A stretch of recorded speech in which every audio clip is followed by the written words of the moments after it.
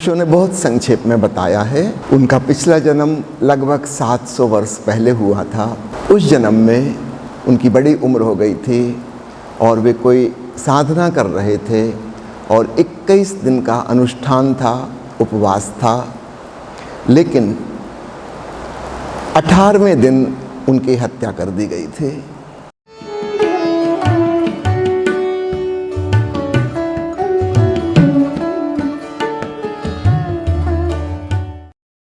सभी मित्रों को नमस्कार।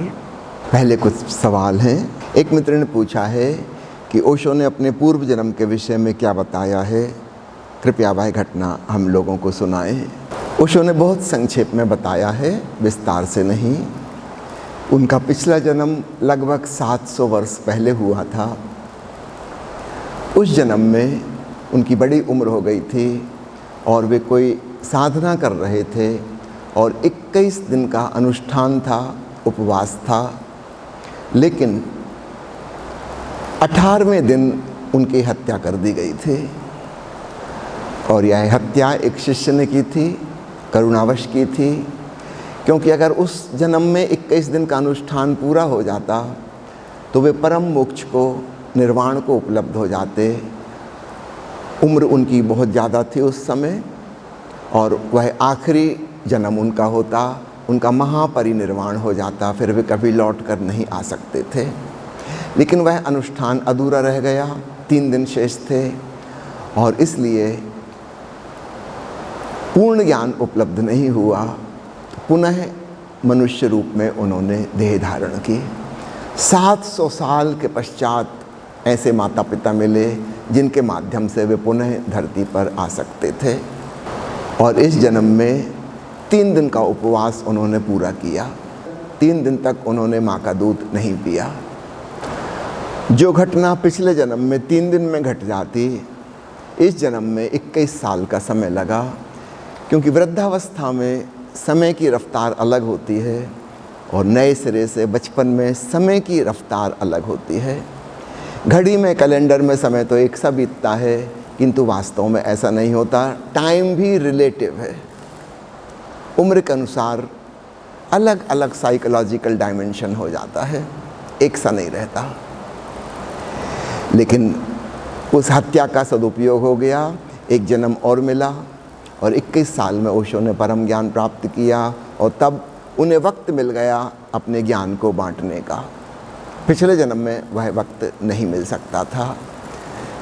दूसरी बात पिछले जन्म की उन्होंने बताई है कि उनके पिछले जन्म का शरीर सुरक्षित है तिब्बत की एक खास गुफा में, जिसमें केवल उच्च कोटि के दलाई लामा ही प्रवेश कर सकते हैं।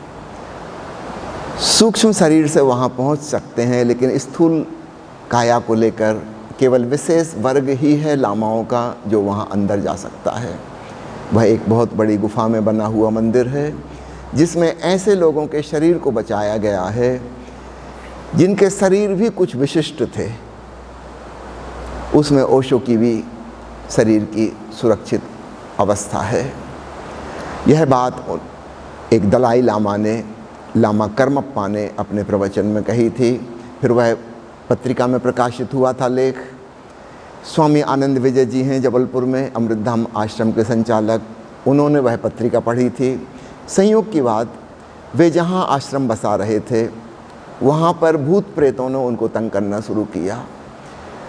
दुष्ट आत्माओं का कहना था कि आप जो हु की ध्वनि करते हो, यह सूफी मंत्र हमें बहुत कष्ट पहुँचाता है। हम लोगों का यहाँ जीना हराम हो गया है, आप ये बंद करो नहीं तो हम आपको बीमार कर देंगे। और आनंद विजय जी बीमार पड़ जाएं, तेज बुखार उनको हो जाए, बार बार ऐसा होने लगा। उन्होंने ओशो को संदेश लिख के भेजा कि मैं क्या करूं, क्या वह जगह छोड़ दूं, कहीं और आश्रम बनाऊं या सक्रिय ध्यान करना छोड़ दूं। ओशो ने कहा नहीं, तुम सक्रिय ध्यान जारी रखो, हिम्मत रखो, विपरीत आत्माएं वहाँ से छोड़ के चली जाएंगी। तो जहाँ पे अमृतधाम आश्रम बसना था उसके दोनों तरफ 2 मृत धाम हैं। एक तरफ हिंदुओं का मरघट है, दूसरी तरफ मुसलमानों का कब्रिस्तान है। बीच में अमृतधाम भूत प्रेतों का वह अड्डा था। कुछ दिनों के बाद आनंद विजय ने देखा कि वो दुष्ट आत्माएं छोड़ के जा रही हैं, क्योंकि हू की ध्वनि उनको बर्दाश्त नहीं होती थी। फिर एक और नई बात देखी कि कुछ पवित्र पावन आत्माएं आ रही हैं और उन्होंने उस जगह पर निवास स्थान बना लिया।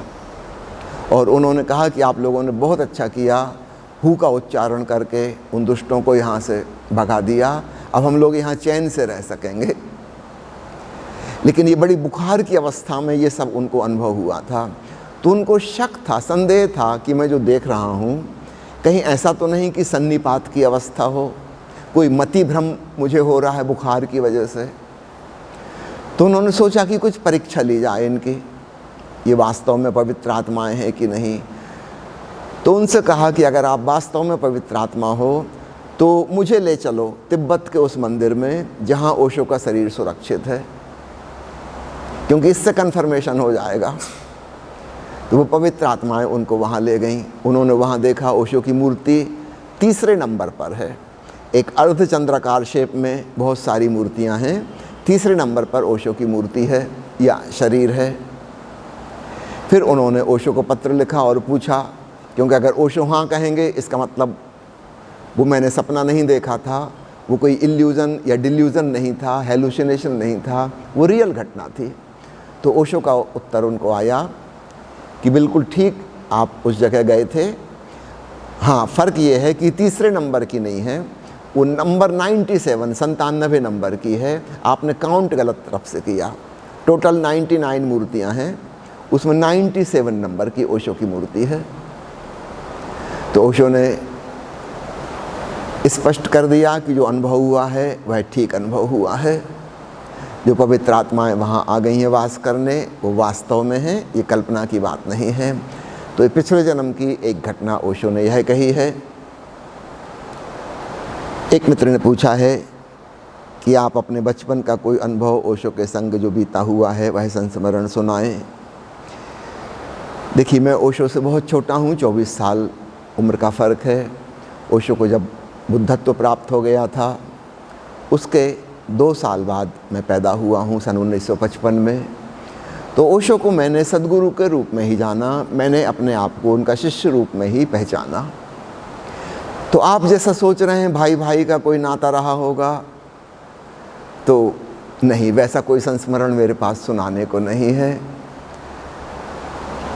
मैंने बड़े भाई के रूप में उन्हें नहीं देखा, मैंने उनको अपने गुरु के रूप में ही जाना। तो वैसी कोई घटनाएं कहने को नहीं हैं। जो पुरानी से पुरानी बात मुझे याद आती है वो है 1962 की। जबलपुर में एक एग्रीकल्चर यूनिवर्सिटी है, वहाँ पर पहली बार एक शिविर का आयोजन ओशो ने किया था। जबलपुर के कुछ मित्रों ने, कुछ परिवार के लोगों ने मिलकर, बहुत छोटा सा ही आयोजन था। ये पहला प्रयोग था कि शिविर कैसे होंगे। इसको शिविर कहना भी उचित नहीं, एक भूमिका तैयार हो रही थी, एक रूपरेखा कि भविष्य में कैसे शिविर होंगे। तो पहला शिविर तो 1964 में कहलाता है, जहाँ ओशो ने साधना पथ प्रवचनमाला दी थी राजस्थान में। तो 1962 में जो हुआ था वो एक प्रकार का एक्सपेरिमेंट था, एक तैयारी थी कि शिविर कैसा होना चाहिए। तो कोई 40-50 लोग थे, कुछ लोग परिवार के थे, कुछ रिश्तेदार थे, कुछ ओशो के मित्रगण थे, जान पहचान के ही लोग थे। उसमें मैं भी गया था। मेरी उम्र उस समय 7 साल की थी। तो ये पुरानी से पुरानी घटना मुझे याद है। तो ओशो क्या समझाते थे प्रवचन में वो तो उतनी समझ नहीं आती थी, लेकिन जो प्रयोग कराते थे ध्यान का उसमें खूब गहरा डूबना हो जाता था। एक तो बचपन में विचार वैसे ही कम होते हैं, स्मृतियों का संग्रह नहीं होता, और ओशो जब सुझाव देते तो बिल्कुल वैसा ही घटित होता चला जाता। तो वो मैं आपको बताता हूँ ओशो कैसा ध्यान कराते थे। वो कहते थे या तो बैठे रहो या लेट जाओ, जैसा आपको उचित लगे। तो सुबह जो ध्यान कराते थे उसमें उनका आग्रह था कि बैठे रहो तो ज़्यादा अच्छा, लेकिन फिर भी अगर आपको कोई तकलीफ़ है तो लेट जाइए। और रात वाले में वो कहते थे कि लेट के ही करना है, क्योंकि फिर आपको अपने कमरे में जाके इसको रिपीट करना है और करते करते सो जाना है, तो फिर बीच में पोजीशन चेंज ना करना पड़े। तो इस प्रकार का प्रयोग तो सुखासन में, जिसमें कोई कष्ट ना हो, तकलीफ ना हो, रीढ़ और गर्दन यथासंभव सीधी रखें लेकिन तनाव ना हो, स्ट्रेट बट रिलैक्स्ड। फिर उस पोजीशन में वो कहते थे अब भाव करो कि शरीर शिथिल हो रहा है। फिर वो 3-4 मिनट तक सजेशन देते, शरीर शिथिल हो रहा है, शरीर शिथिल हो रहा है। इसको 3-4 मिनट तक वो कहते और जैसा वो कहते वैसा ही होने लगता, शरीर एकदम रिलैक्स्ड हो जाता। 3-4 मिनट बाद ऐसी अवस्था आ जाती कि यही पता नहीं चलता था कि शरीर है भी कि नहीं है। एक काइंड ऑफ वेटलेसनेस, बॉडीलेसनेस, विदेही अनुभूति होने लगती। तब ओशो कहते कि अपनी सांस को गौर से देखो, कोई परिवर्तन नहीं करना है, जैसी चल रही है चुपचाप देखो और मेरे शब्दों के साथ अपनी भावना को जोड़ो, भाव करो। सांस धीमी हो रही है, लयबद्ध हो रही है, सांस धीमी हो रही है।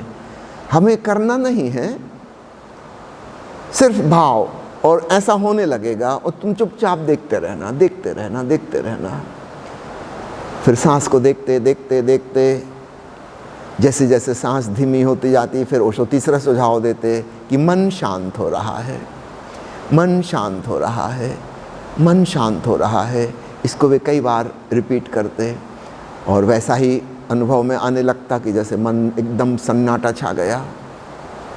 भीतर वो जो इनर मोनोलॉग चलता रहता है, आंतरिक वार्तालाप खुद ही से, वो जैसे ख़त्म हो गई।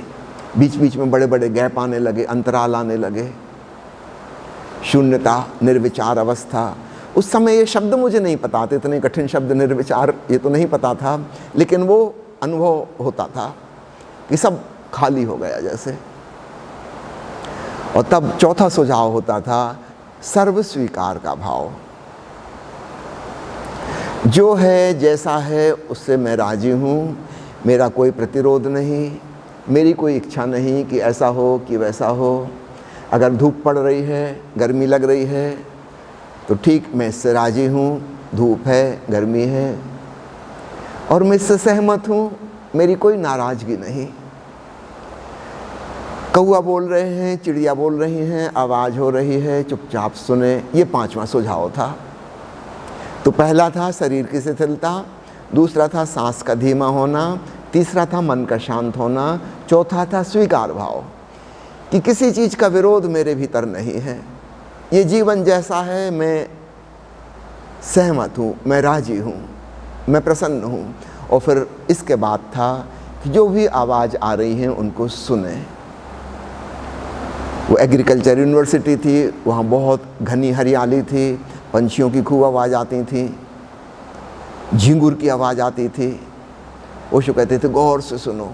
अब और सूक्ष्म आवाज़, झिंगुर की आवाज़ सुनो। फिर कहते थे उससे मिलती जुलती एक ध्वनि और है, उससे भी ज़्यादा बारीक और सूक्ष्म, वहाँ ध्यान ले चलो। वो आवाज़ बाहर से नहीं आ रही, वो तुम्हारी अंतरात्मा में गूंज रही है। वह आत्मा का संगीत है, अनाहत नाद है। तो बाहर की आवाज़ें भी सुनते जाओ, भीतर की आवाज़ भी सुनो, दोनों एक साथ। तो ओशो यह प्रयोग कराते थे। फिर अगले दिन उन्होंने कहा, 3 दिन का शिविर था वो, तो एक दिन तो ऐसा कराया था। अगले दिन उन्होंने कहा कि कपास, रुई के छोटे छोटे फाहे बनाकर उससे कान बंद कर लें ताकि बाहर की आवाज़ें का वॉल्यूम कम हो जाए और भीतर की आवाज़ ज़्यादा आसानी से सुनाई दे। तो दूसरे तीसरे दिन फिर वैसा प्रयोग किया गया था। तो यह मुझे स्मरण आता है जो सबसे पहला ध्यान शिविर जैसा था। ये प्रथम प्रयोग थे ओशो के।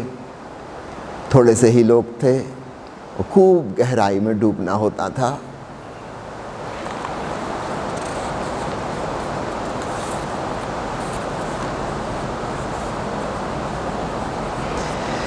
एक मित्र ने पूछा है कि प्रेम स्वतंत्रता चाहता है किंतु ईर्ष्या, जलन, द्वेष इनको कैसे दूर करें।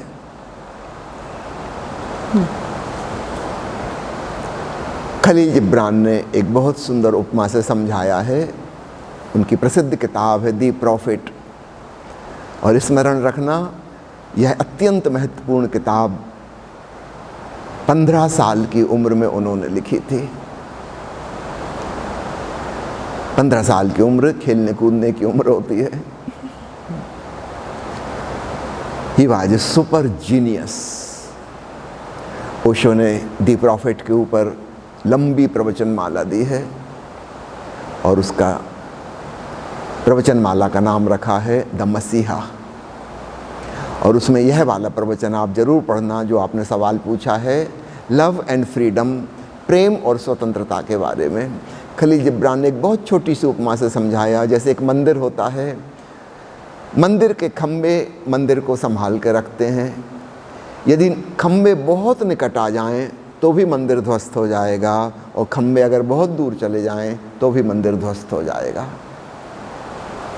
एक सम्यक दूरी चाहिए, एक सम्यक निकटता चाहिए। प्रेम करने वाले लोग अगर बहुत दूर हो जाएंगे, स्वतंत्रता की मात्रा बढ़ गई तो भी प्रेम का मंदिर नष्ट हो जाएगा। और अगर बहुत निकट आ गए, एक दूसरे की छाती पे चढ़ बैठे, एक दूसरे पे कब्जा जमाने लगे, तो भी प्रेम का मंदिर गिर जाएगा। एक सम्यक दूरी, सम्यक निकटता, अर्थात प्रेम और स्वतंत्रता एक साथ, तभी प्रेम बचेगा। इस बात की गहरी समझ, और समझ कैसे विकसित होगी? अपने अनुभव से। आपने सवाल पूछा है ईर्ष्या, जलन, द्वेष से कैसे मुक्त हो, इसका मतलब आप इसमें जी रहे हैं और इस प्रकार से आपने अपने प्रेम संबंध को विषाक्त कर लिया है। यही अनुभव काम आएगा। जो हम एक दूसरे पर कब्जा जमाने की कोशिश कर रहे हैं कि दूसरा व्यक्ति स्वतंत्र ना रहे, मेरे मालकियत जम जाए, उसमें फिर ईर्ष्या पैदा होगी, फिर जलन होगी, फिर दूसरे की स्वतंत्रता का हम हनन करेंगे, हम उसके मालिक बन जाना चाहेंगे। पति शब्द का मतलब ही होता है मालिक। फिर याद रखना, प्रेम नहीं बचेगा।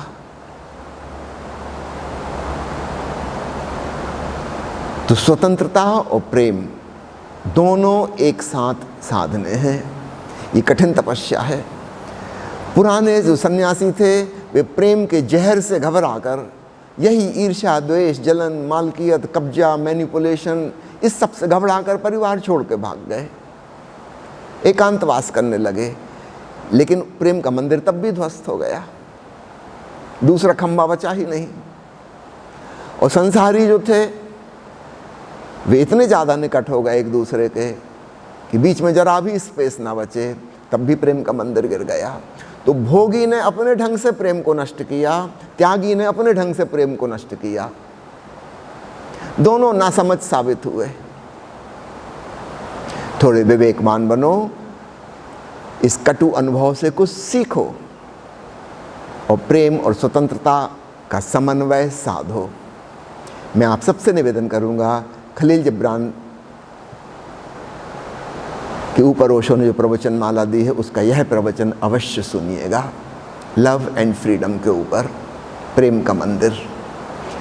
और आप सबसे निवेदन करूंगा, एक व्हाट्सएप ग्रुप बना लीजिएगा उसमें, ताकि जितनी भी फ़ोटोग्राफ्स हैं वो सब डाल देंगे तो आप अपने अपने काम की फ़ोटोग्राफ निकाल सकेंगे। और यहाँ जो प्रवचन माला हम सुन रहे हैं, जो बहुत छोटा सा अंश सुन पाए, तो एस धम्मो सनातनों के 122 प्रवचन हिंदी में हैं, इतने ही प्रवचन अंग्रेजी में हैं। तो इन सबको मैं व्हाट्सएप ग्रुप में शेयर कर दूंगा उसकी लिंक, ताकि आप कोई भी प्रवचन सुन सकें। इसके अलावा अंग्रेजी में कुछ वीडियो भी हैं जहां ओशो ने बुद्ध के बारे में बहुत कुछ बोला है, उन वीडियो की लिंक भी उसमें डाल दूंगा, आप उसको देख सकते हैं। खलील जिब्रान का ये वाला प्रवचन भी उसमें डाल दूंगा।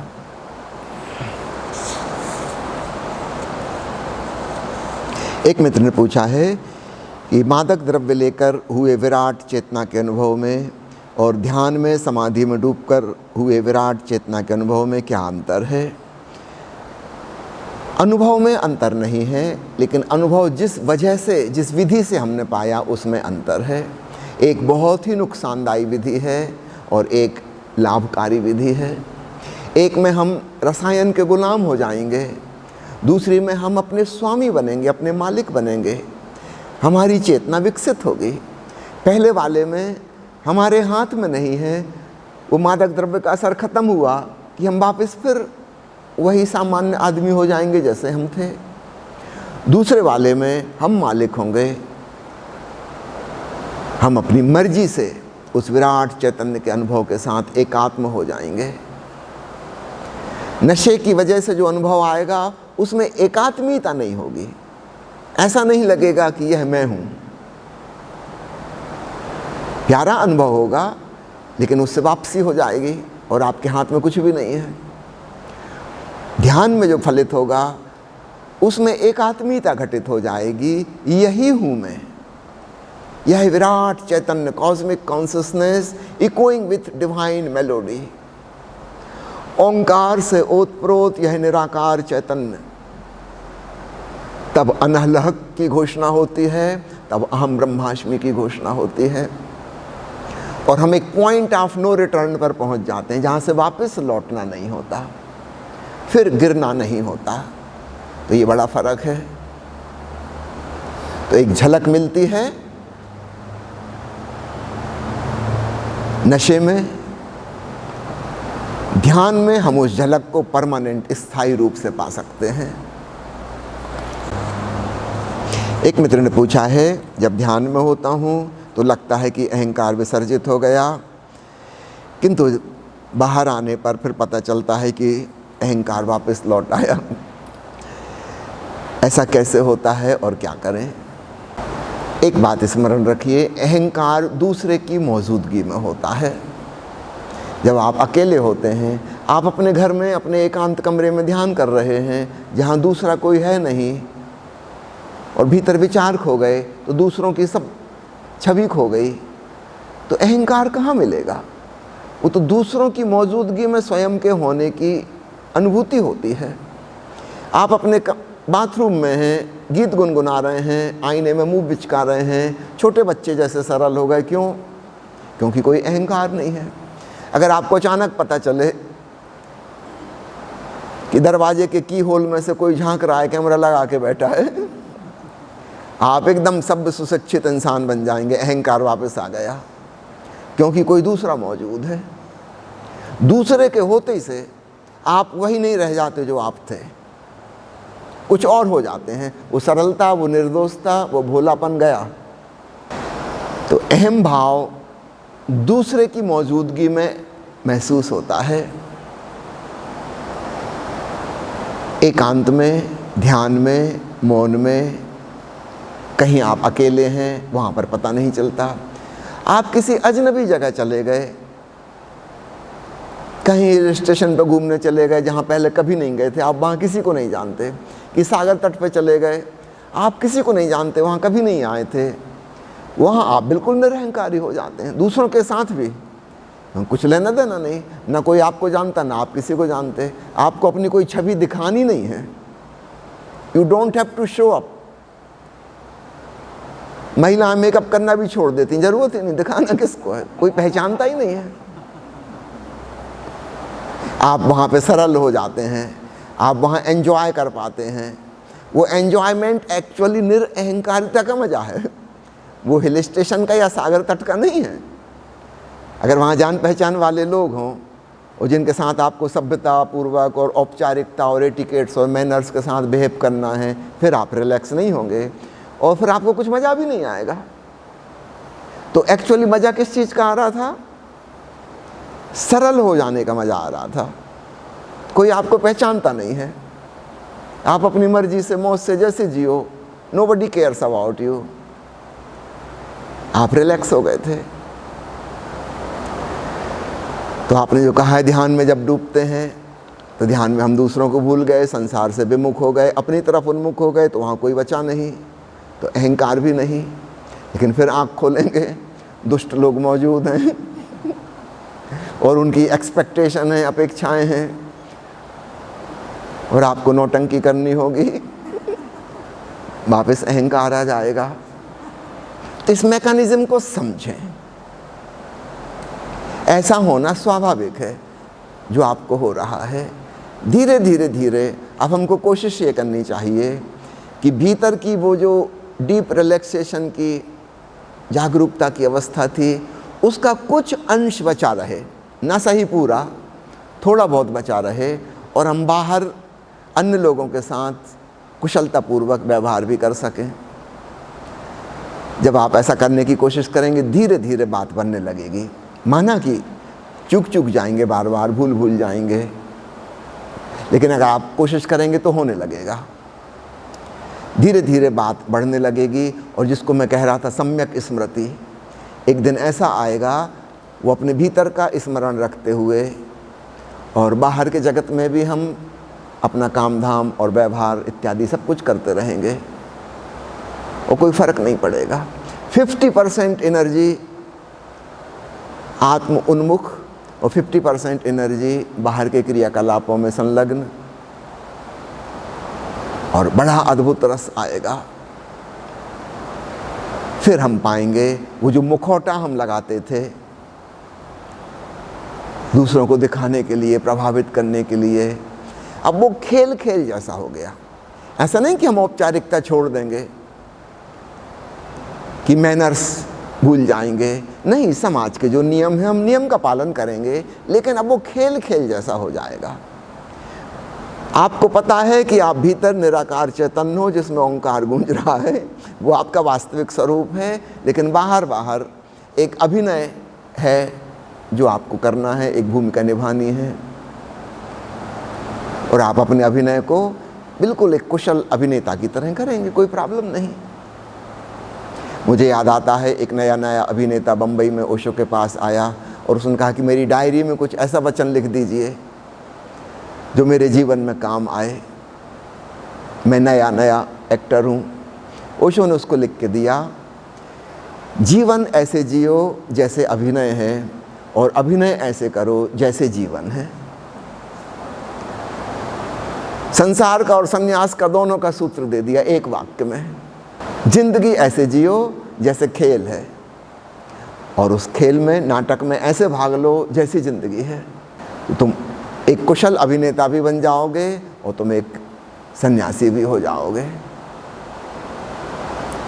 चलिए आज की चर्चा को यहीं समाप्त करते हैं।